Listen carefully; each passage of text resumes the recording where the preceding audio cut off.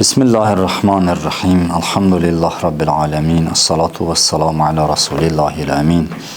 Ve alihi tahirin ve la'netullah ala a'daihim ecma'in minel an ila qiyam yevmiddin amma ba'd. Hucurat suresinin tefsirindeydik.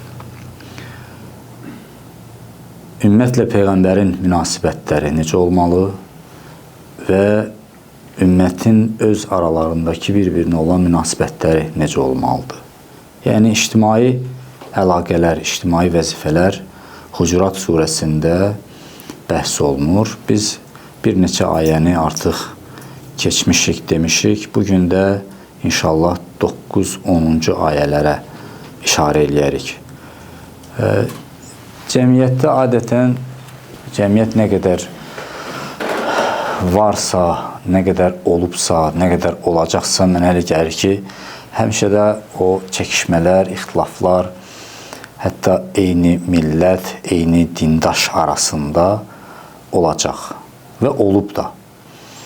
Ona görə bütün bunları nəzərə alaraq, İslam ümməti Quran-ı Kərimin nəsihətlərinə qulaq asmalıdır ki, bu cür ixtilaflar zamanı nə etməli olduğunu anlaya bilsinlər. Quran-ı Kərimin Hucurat surəsinin 9-10-cu ayələri məhz bu tərəfləri hesaba alıb. Yəni, ola bilər, iki nəfər arasında ixtilaf olsun, iki qəbilə arasında ixtilaf olsun, iki millət arasında, iki müsəlman milləti arasında ixtilaf olsun. Hətta çəkişmə o qədər dərinləşsin ki, müharibə olsun aralarında. Bu da mümkündür. Necə ki, mümkün olub. Hətta Peyğəmbərin öz dövründə İslam cəmiyyətində müsəlmanlar arasında o cür çəkişmələr baş verdi. Və qılınc qaldırdılar hətta bir. Neçə yerdə qılınc qaldırıblar bir-birinə müsəlmanlar. Yəni, Peyğəmbər onların arasında ola-ola, Peyğəmbər hələ yaşaya-yaşaya, bunlar bir-birinin üstünə qılınc qaldırıblar. Peyğəmbərdən sonra da məşhur tarixi hadisələr baş verdi ki, müsəlmanlar bir-birindən vuruşdular, təəssüflər olsun. Bu şəraitdə yaxşı vəzifə nədir? Biz nə etməliyik? Necə olsun ki, biz sülh yarada bilək? Necə olsun ki, o düşmənçilik aradan etsin? Və onları Allah Təbarək və Teala Hucurat surəsinin 9-10-cu ayələrində izah edir. Buyurur ki, Bismillahirrahmanirrahim. وَإِنْ طَائِفَتَانِ مِنَ الْمُؤْمِنِينَ اقْتَتَلُوا فَأَصْلِحُوا بَيْنَهُمَا. Əgər iki mömin tayfa bir-biri ilə savaşsalar, onların arasında islah yaradın, sülh yaradın. فَإِنْ بَغَتْ إِحْدَاهُمَا عَلَى الْأُخْرَى. Əgər bu sülhə, deməli, bunlar qulaq asmadılar, bu təklifləri rədd etdilər, biri digərinə zülm etsə, təcavüz etsə, yəni biri haqlı tərəfdir, günahsız tərəfdir, biri isə haqsız tərəf və təcavüzkardır. Əgər onlardan biri, yəni o mömin tayfalardan biri digərinə təcavüz etsə, onda müsəlmanlar nə etməlidir? Müsəlmanlar əvvəl deyildiyi kimi sülh yaratmalıdır, danışmalıdır, aranı düzəltməyə çalışmalıdır. Amma bu təcavüzkar heç cür ram olmur, heç cür qulaq asmır, heç cür tabi olmur və dayanmır. Hey təcavüz eləyir. Onda nə olmalıdır? Onda fəqatilu ləti təbği hattə təfiə ilə əmrillah. Onda müsəlmanların, ümum müsəlmanların vəzifəsi odur ki, o təcavüzkar Allahın əmrinə dönənə qədər onunla savaşsınlar. Onunla vuruşsunlar. Fəin fəət, əgər qayıtsa, onda fəəslihu beynəhuma bil-adl. Bu zaman onların arasında ədalətlə sülhü bərqərar edin. Bunlar hamısı izahları var. Həmçinin ədalətlə deyir. Ədalətlə sülhü bərqərar edin. Və əqsitu. Və ədalətə riayət edin. İnnallaha yuhibbul muqsitin. Allah ədalətə riayət edənləri sevir. İnnəməl mu'minuna ixvətun. Bilməlisiniz ki, həqiqətən möminlər qardaşdılar. Fəaslihu beynə əxəvəykum. Öz qardaşlarınızın arasını düzəldin. İslah edin, sülh yaradın onların arasında. وَاتَّقُوا لَعَلَّكُمْ تُرْحَمُونَ Allahdan qorxun, bəlkə sizə rəhm olundu. Bax, bu iki ayə məhz o çəkişmələr, o mübahisələr əsnasında nazil olan ayələridir. Yazırlar, şə'n-i nuzul bundan ibarət idi ki, yazırlar, iki tayfa, məşhur tayfa, Ovs və Xəzrəc qəbiləsi ki, Mədinədə yaşayırdı. Bunlar İslamdan əvvəl bir-birindən düşmən edirlər, müharibələr eləyirdilər bir-birlərini. Amma İslam gələndən sonra bunlar barışdılar, müsəlman oldular, qardaş oldular, mehriban oldular. Amma görsən ki, arada olur da hamı islah ola bilmir axı. Arada görsən ki, biri başlayır tənə vurmağa, biri başlayır söz atmağa, biri başlayır keçmişi qurdalamağa və başlayır yada salır. Yada saldıqca keçmiş kinlər oyanır. Təsəvvürlə bunlar müharibə eləyiblər. O bunun əmisi oğlunu öldürüb, bu onun atasını öldürüb, o bunun qardaşını öldürüb, o buna təcavüz eləyib, bu ona təcavüz eləyib, o bundan əsir aparıb, o ondan əsir aparıb, o onun tarlasını yandırıb, bu onun tarlasını, yəni hər cürə təcavüz olub bunların arasında. Yəni keçmiş kin-küdrət, keçmiş xatirələri danışasan, oyadasan, yada salasan, gör nə günə qalar o cəmiyyət. Və belə oldu. Beləliklə, bir neçə nəfər o tərəfdən başladı danışmağa, bir neçə nəfər bu tərəfdən başladı danışmağa və bunlar çəkişdilər, girdilər bir-birlərinə. Hətta iş o yerə gəlib çatdı ki, əllərindəki çubuqla başladılar bir-birini vurmağa. Hətta çarıqlarını çıxartdılar, atdılar bir-birlərinə və hətta sonra da qılınc çıxartdılar. Qılınc çıxartdılar, başladılar bir-biri ilə savaşmağa. Təbii ki, Həzrəti Peyğəmbər onları sakitləşdirdi. Peyğəmbər dərhal bu xəbəri eşidəndə özünü çatdırdı oraya və onları sakitləşdirdi, nəsihət etdi və bu ayələri oxudu. Görünən budur ki, Quran ayələrindən, belə başa Ali İmran surəsinin ayələrindən və digər ayələrdən belə başa düşülür ki, belə hadisələr bir neçə dəfə təkrarlanıb. Məsələn, Ali İmran surəsində ki, Allah təbarək və Teala orada vəhdətə də dəvət eləyir. Allahın hamılıqla Allahın ipindən yapışın. O ayələr məhz o münaqişələr zamanı nazil olan ayələrdir. Buyurur ki, məsələn, bir hadisə bu oldu. Mədinədə yaşayan bəzi qeyri-müsəlmanlar görəndə ki, bu Ovs və Xəzrəc qəbiləsi o qədər mehribandır ki, o qədər bir-birindən can deyib can eşidirlər. Halbuki dünənə qədər bir-birinin qanını axıdırdılar, öldürürdülər bir-birlərini. Amma indi qardaşlar qısqanmağa başladı. Bilirsən də, bəziləri fitnəçilikdə mahirdirlər də. Dünyanın elə indiki vaxtında da görürsən ki, elə fitnə, hər cürə fitnə yaradırlar onlar. Orada da görəndə ki, müsəlmanlar bu cür mehribandı, qısqanmağa başladı və elə güya keçmiş tarixi, keçmiş xatirələri danışır, başladı keçmiş müharibələrdən danışmağa. Və xüsusilə sonuncu müharibə ki, Buas müharibəsi adlanırdı, çoxlu itkilər oldu hər iki tərəfdən. Yəni, o çox pis bir xatirə kimi qaldı onların yaddaşında. Başladı bu müharibədən danışmağa və bu iki qəbilənin cavanları başladılar əsəbləşməyə və o kinlər oyandı, bunlar girdilər bir-birlərinə. Bu da sonra çəkildi, qıraqdan başladı tamaşa etməyə. Və orada da hətta qılınc çıxartdılar, bir-birini öldürmək istəyirdilər. Yəni, iki tayfa girdi bir-birinə.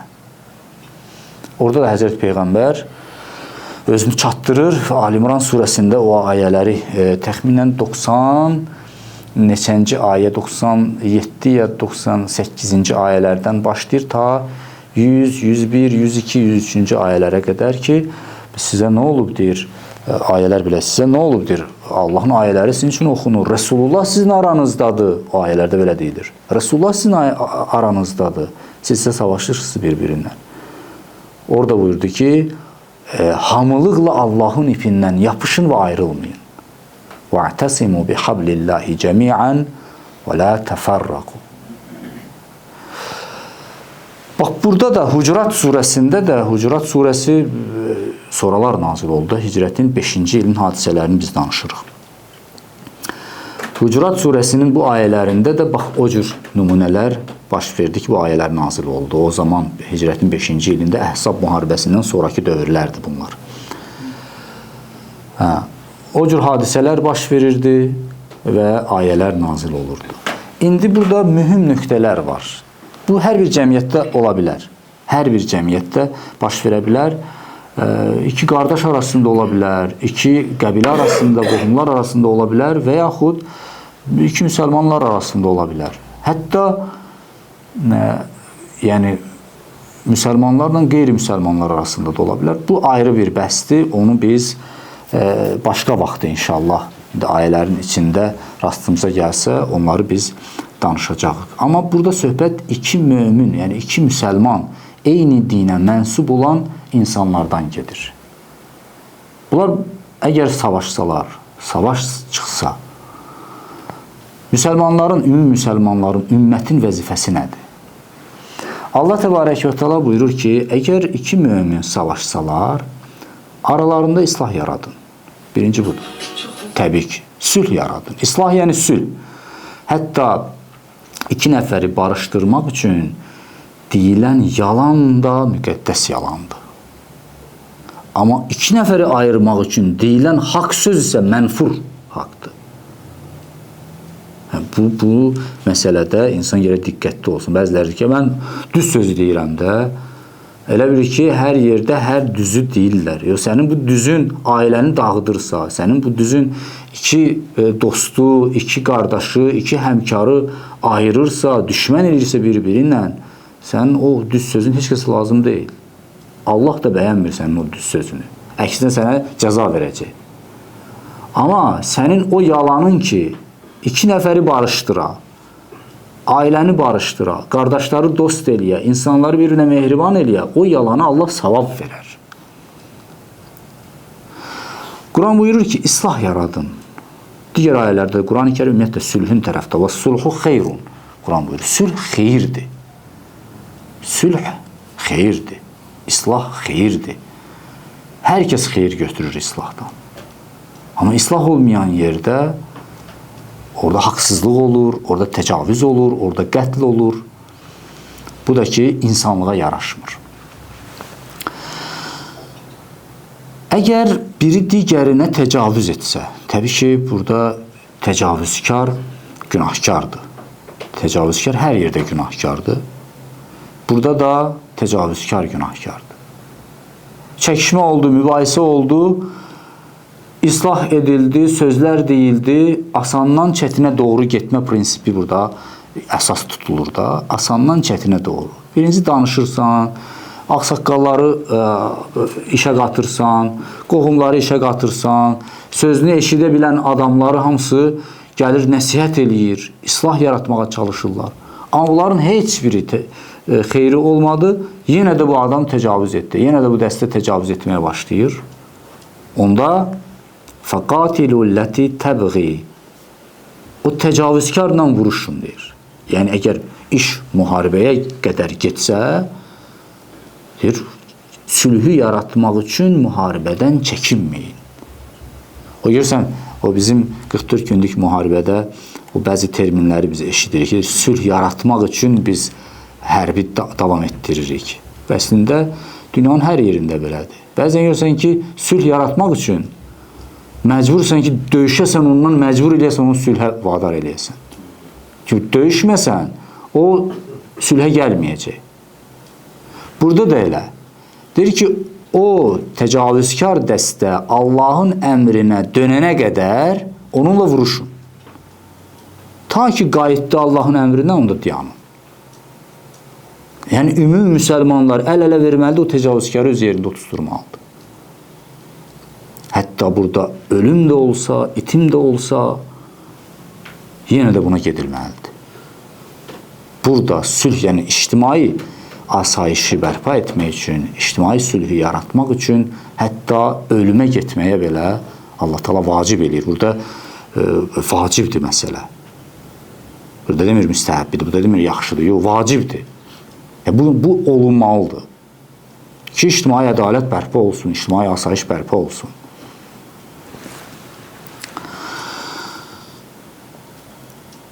İndi əgər qayıtsa, qayıtdı. Bu adam dayandı, bunlar dayandılar. Məcburən dayandılar.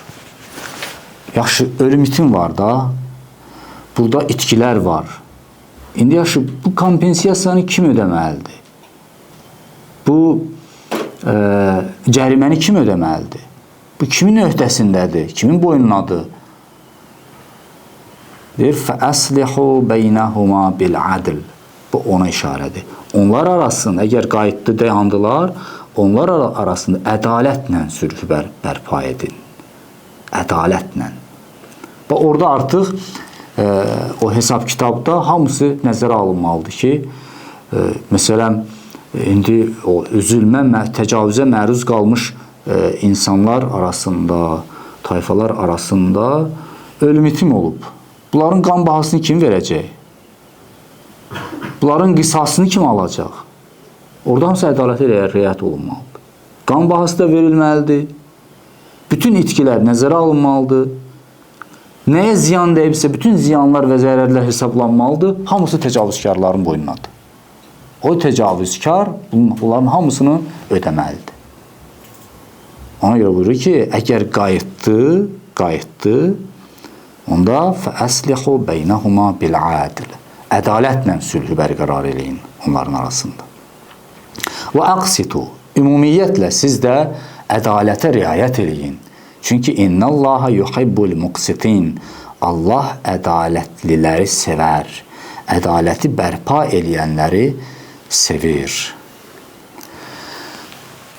Burada indi bəziləri, məsələn, İslam tarixində bilirsiniz də, Peyğəmbərdən sonra elə müharibələr oldu ki, müsəlmanların öz aralarında oldu müharibə, təəssüflər olsun. Məsələn, mən Cəməl müharibəsini misal gətirə bilərəm, Siffin müharibəsini misal gətirə bilərəm. Hamısı imama qarşı vuruşanlar oldu. Yəni, rəsmi, qanuni xəlifəyə qarşı və həm də bizim nəzərimizdə Allahın seçdiyi bir imam. O da buna aiddir, yoxsa yox? Biz deyirik ki, xeyr. O Quran-ı Kərimin buyurduğu iki mömin arasında islah olsa, müharibə olsa, islah edin filan. Quran-ı Kərim hər ikisini mömin adlandırır. Yəni demir, biri kafirdir, biri məzlumdur filan. Yox, hər ikisi mömindir. Amma indi aralarında ixtilaf düşüb də şeytan bunları elə bir-birinə qarşı qaldırıb ki, müharibə olub aralarında. İslah edin. Amma bir ədalətli imama qarşı, Allahın təyin etdiyi xəlifəyə qarşı sən durub haqsızlıq eləyəsən, sən durub müharibə aparasan, bu küfürdür. Yəni, hətta o rəsmi küfür olmasa da, belə deyək də, rəsmi küfür olmasa da, amma ən azı nankörlükdür. Ən azı nankörlükdür. Onun hesab kitabı ayrıdır.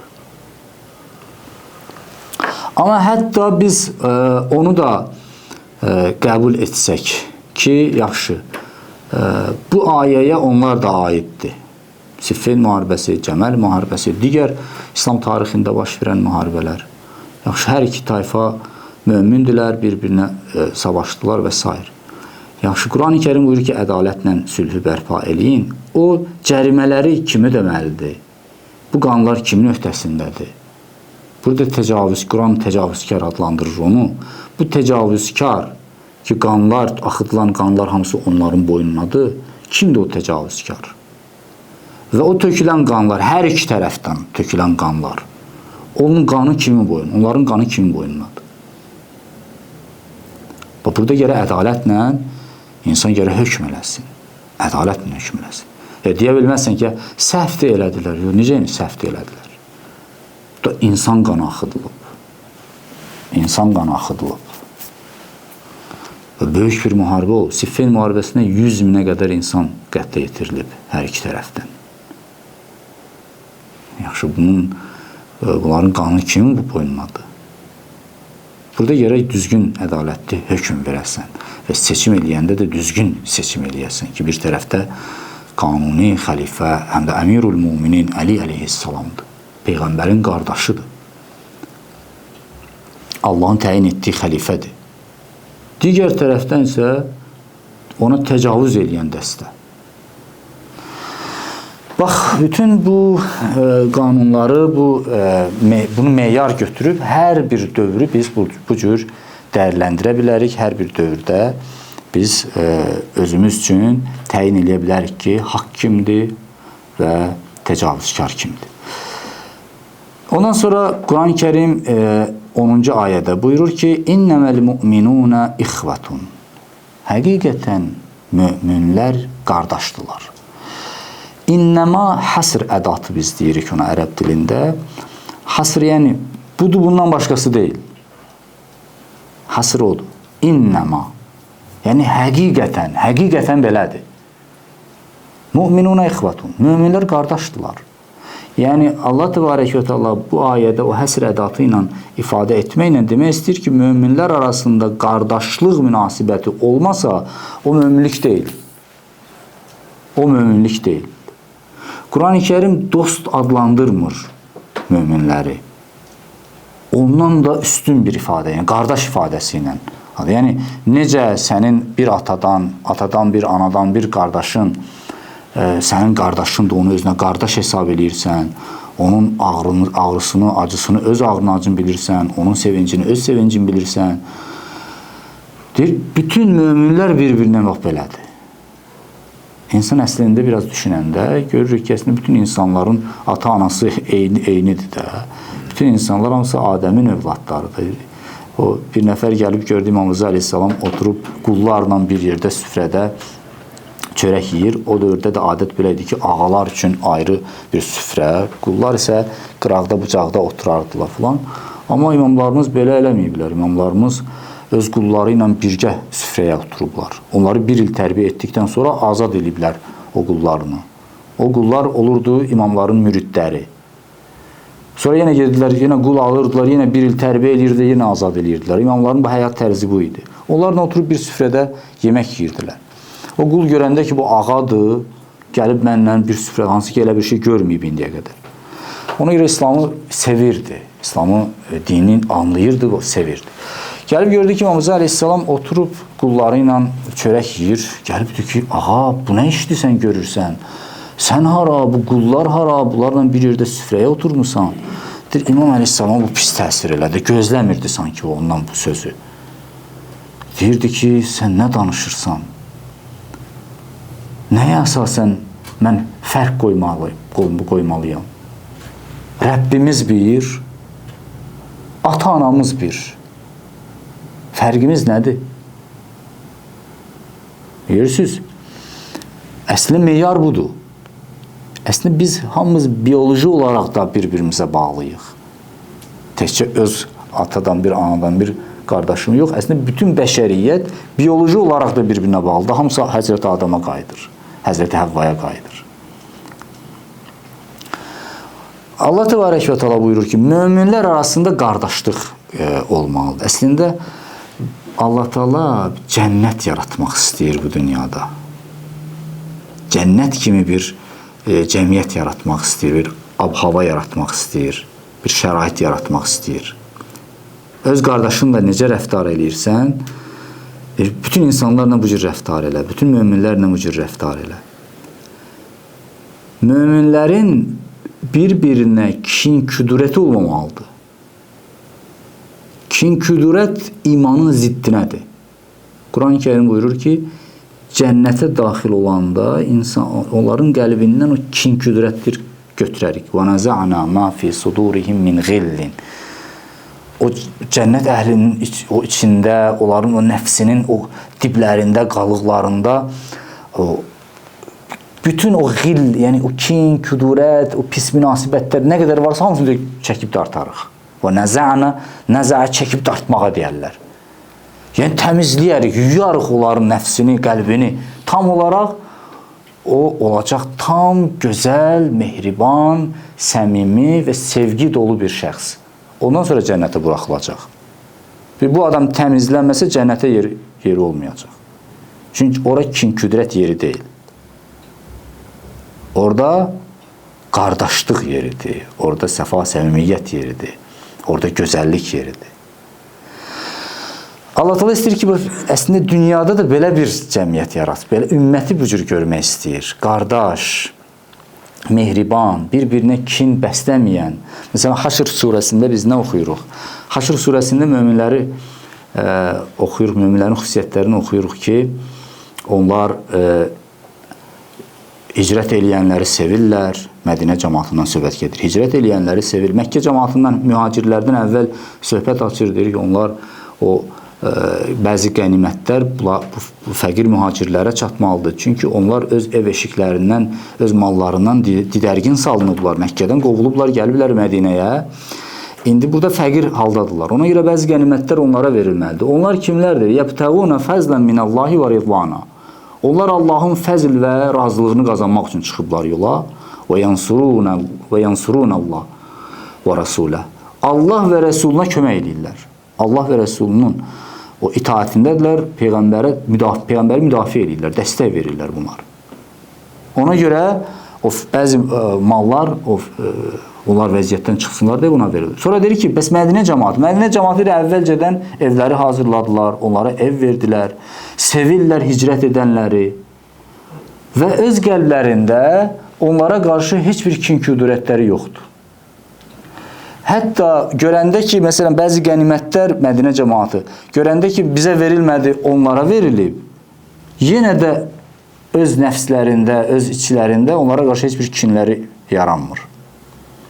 Hətta onlar, Mədinə cəmaatı özləri ehtiyaclı ola-ola, yenə də öz mallarını mühacirlərə verirlər və onları qabağa salırlar.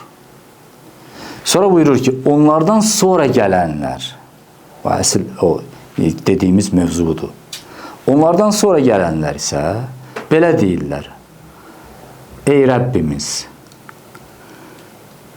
bizdən əvvəl iman gətirənləri bağışla. Rabbena, iğfir lana və li ixvaninəl-ləzīnə səbəquna bil iman. Bizi bağışla və imanda bizdən qabağa düşən mömin qardaşlarımızı bağışla. Və la tec'al fi qulubina ghillan lillezina amanu. Bu əvvəlkiyə münasibət dedim. Əvvəlkiləri bağışla, bu cür münasibət bəsləyir. Hal-hazırda isə buyurur ki, bizim qəlbimizdə iman gətirənlərə qarşı kin qərar vermə. Görürsünüz? Möminlərin xüsusiyyəti budur. Onlar istəmirlər ki, kin-küdrət olsun cəmiyyətdə. Onlar möminləri sevirlər. Möminlərlə qardaş kimidirlər. Bu qardaşlıq münasibəti olmasa möminlik yoxdur. Möminlik yoxdur. Və bu qardaşlığı qorumaq üçün, yaratmaq üçün müəyyən addımlar lazımdır. Nəinki elə nəsihətlə kifayətlənir, yox. Quran-ı Kərim belə tövsiyə etmir. Nəsihət öz yerində, nəsihət də olmalıdır, söz də deyilməlidir. Amma konkret addımlar addımlar atılmalıdır. Elə bir şərait yaradılmalıdır ki, bunlar bir-birinin canına düşməsinlər. Bunlar bir-birinə qarşı kin-küdrət bəsləməsinlər. Əsasən düşmənçilik nəyin üstündə olur? Var, dövlət, pul, para, vəzifə və s. Bunlar elə tənzimlənməlidir ki, heç kəs bir-birinə girməsin. Hər kəs öz haqqına çatmalıdır. İmam Sadiq əleyhissalam öz şagirdlərinin bir neçəsinə, hər bir regionda ki, o vəkillər seçirdi, şagirdlər qoyurdu. Şagird deyən böyük alim yetişdirirdi. İmam Sadiq təsəvvür imamın yetişdirdiyi alim necə olar? Qoyanda Küfəyə, digər yerlərə, haradakı imamların dostları vardı. Orada tapşırıq vermişdi. Deyir, dostlarımızdan, möminlərdən kimin maddi ixtilafı olsa, maddi bir problemi olsa, maddi ixtilafları olsa, nəsihət eləyin. Düzəlməsə, mənim malımdan verin və onlar arasında dostluğu bərpa eləyin. İmam öz malından bütçə vermişdi. Ona görə, məsələn, Usul-i Kafidə var, Kafi kitabında 2-ci cilddə var ki, o cür imamın o vəkillərindən biri görür ki, iki nəfər öz bir-birləri arasında irs üstə, ki, əmioğlu olurlar, qardaş olurlar, nəsə olurlar, irs üstə problemlər çıxır onların arasında. Nəsə çatışmır, nəsə itib batıb, nədirsə. İmamın vəkili soruşdu, məsələ nədir, izah etdi, nəsihət elədi, nəsə həll yollarını axtardılar, düzəlmədilər. Düzəlmədilər, nə qədər çatışmır, filan qədər çatışmır. Götürdü, həmən büdcədən verdi. Verdi və onlar dedilər ki, çox sağ olun, təşəkkür edirəm, filan deyir, mənə çox sağ ol deməyin. Bu pul mənim pulum deyil. Bu İmam Sadiqin puludur. O, məni vəkil eləyib və mənə tapşırıq verib ki, belə bir problemlər olanda qoymayın insanlar bir-birini ditsinlər. O büdcədən verin, onların ixtilafını həll edin. Və həll etdi. Sonra deyir, elə orada barışdılar onlar, qucaqlaşdılar, bir-birini öpdülər və imama da salam göndərdilər. Və məsələ budur. Konkret addımlar düşünülüb. Belə bir şərait yaradılmalıdır ki, heç kəs bir-birinin canına düşməsin. Fəqirlərə köməklik etmək əladır, yaxşıdır, filandır. Amma bir də var fəqirliyi aradan aparmaq. Əsas məsələ budur. Əmirül-Müminin əleyhissalam buyurur ki, əgər fəqirlik bir insan olsa, onun boynunu vuraram. Fəqirlərə kömək etmək bu proqramda olmalıdır. Amma yaxşı, fəqirliyi aradan aparmaq üçün hansı proqramın var sənin? Bir məsələn, iş qurasan, bir insanlara iş verəsən, çörək verəsən, bunun nə qədər fəziləti var, nə qədər üstünlüyü var? Bəli, birinə köməkli elə filan fəqirə artıq qalan malından fəqirə kömək, o da əladır. Amma bir də var ki, elə ki, hamı öz haqqına çatsın. Elə bir şərait yarat ki, hamı öz haqqına çatsın. Hamının əli öz cibində olsun. Belə olanda, bəli, kin-küdrətlər azalır, ixtilaflar azalır, mehribançılıqlar çoxalır. Və İslam bunun tərəfdarıdır. Möminlər bir-biri ilə qardaşdır, mənası budur. Gərək o qardaşlığı qurasan, qardaşlığı qoruyasan. فَأَسْلِحُوا بَيْنَ أَخَوَيْكُمْ Ona görədir, qardaşlarınız arasında sülh yaradın. Qardaşlarınız arasında islah yaradın. وَاتَّقُوا اللّٰهِ Və Allahdan qorxun, لَعَلَّكُمْ تُرْحَمُونَ Bəlkə sizə rəhm olundu. Yəni, burada Allahdan qorxmalısınız ki, Allah da sizə rəhm eləsin. Ümumiyyətlə, bəziləridir ki, Allahla şərtlə danışmaq olmaz. O, xüsusilə nəzir məsələsində, nəzir-niyaz məsələsində bizə irad tuturlar. Ki, yox, nəzir elə şey olar, sən nəzir edirsən ki, filan işim düzəlsə, qurban kəsərəm, məsələn. Yəni, Allahla şərt dilində danışırsan. Bəli, Allah özü də şərt dilində danışır da Quran-ı Kərimdə. Deyir, siz əhdimə vəfa edin, mən də vəfa edim. Siz şükr eləyin, mən də artırım. Nə qədər bu cür əhd peyman var Allahın bəndələr arasında. Buyurur ki, وَاتَّقُوا لَعَلَّكُمْ تُرْحَمُونَ Siz təqvalı olun, bəlkə sizə rəhm olundu. Allahı həmişə səhnədə bilmək və real olaraq bunu hiss etmək elə İslam cəmiyyətinin xüsusiyyətidir. İlahi cəmiyyətin xüsusiyyətidir. Sən Allahla əhd bağlayırsan, Allah da o işi sənin üçün görür və sən Allahın varlığını real olaraq hiss edirsən. Nəzrin bir faydası da budur. Deyirsən ki, ilahi, sən bu işi mənim üçün gör, mən bir dənə qurban kəsərəm. Allah o işi görür sən üçün və sənə vacib olub sən qurban kəsirsən. Sən Allahın həyatda təsirli olduğunu sən real olaraq hiss eləyirsən, dərk eləyirsən. Bunlar hamısı şərtlərdir. Ona görə buyurur ki, siz təqvalı olun, bəlkə sizə rəhm olundu. Buradakı rəhm, ümumi rəhmətdən söhbət getmir. Ümumi rəhmət zaten Allah hər kəs, bütün bəşəriyyətə rəhm eləyir, ruzi verir və s. Burada xüsusi rəhmətdən söhbət gedir. Yəni, xüsusi neymətlər Allah da sizə verəcək. Məsələn, sizin cəmiyyətinizi dirçəldəcək, fəqirliyi aradan aparacaq, sizi qardaş eləyəcək, sizi güclü eləyəcək, xüsusi neymətlər verəcək. Burada məqsəd odur. Allahın verə onun izzət və cəlalına bizi də bu cür qardaşlardan qərar versin. Və səlamu aleykum və rəhmətullahi və barakatuhu.